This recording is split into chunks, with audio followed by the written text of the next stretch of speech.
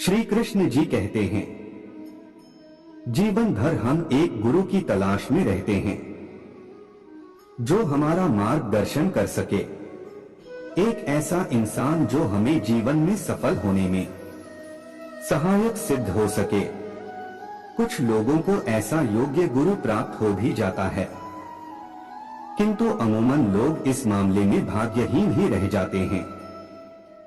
वे जीवन भर इसी तलाश में रहते हैं और यह आशा करते रहते हैं कि काश कोई तो ऐसा हो जो उन्हें यह समझा सके कि जीवन को सफल बनाने के लिए क्या किया जाए, जीवन का एक एक पल कैसे जिए ताकि कोई दिक्कत ना आए। बात मेरी हो या आपकी, सभी को एक ऐसे व्यक्ति की जरूरत महसूस होती है जो उसे जीवन के बड़े फैसले लेने में मदद कर सके। अगर आज मैं आपसे ये कहूं कि आपके जीवन का और कोई नहीं बल्कि श्री कृष्ण ही निर्देशन कर सकते हैं, तो आपको यह जानकर हैरानी होगी। दरअसल श्री कृष्ण के गुणों और उनके स्वभाव को देखते हुए जिन तथ्यों को आज हम आपके सामने प्रस्तुत करने जा रहे हैं, उन्हें जानने के बाद स्वयं ही श्रीहरि के 8वें अवतार भगवान श्री कृष्ण को अपना परम गुरु मानने लगेंगे। ये तथ्य उनके जीवन काल को आधार मानते हुए भी बनाए गए हैं। उनके जन्म से लेकर उनके वैकुंठ लोक लौट जाने तक उन्होंने किस उद्देश्य से कैसा जीवन जिया है, यह हमें कई बातें सिखाती है। शांत एवं सरल जीवन, यह सभी जानते हैं कि श्री कृष्ण बचपन से ही नटखट थे।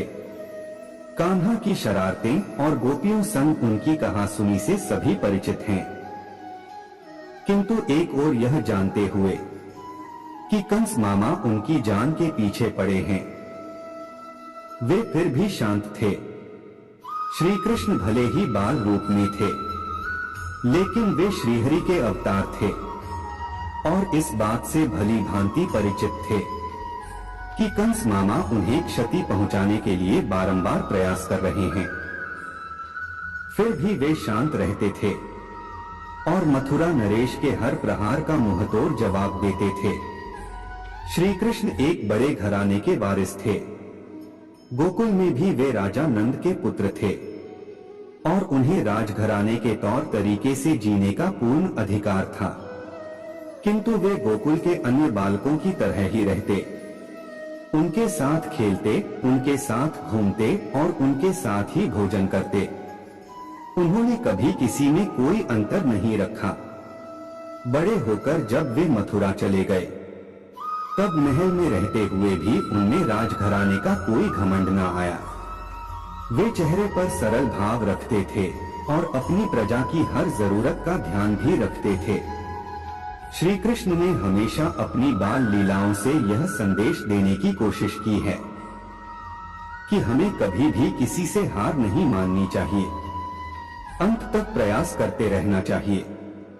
भले ही परिणाम हमें हार के रूप में मिले, किंतु अगर हम प्रयास ही नहीं करेंगे तो वह हमारी असली हार होगी।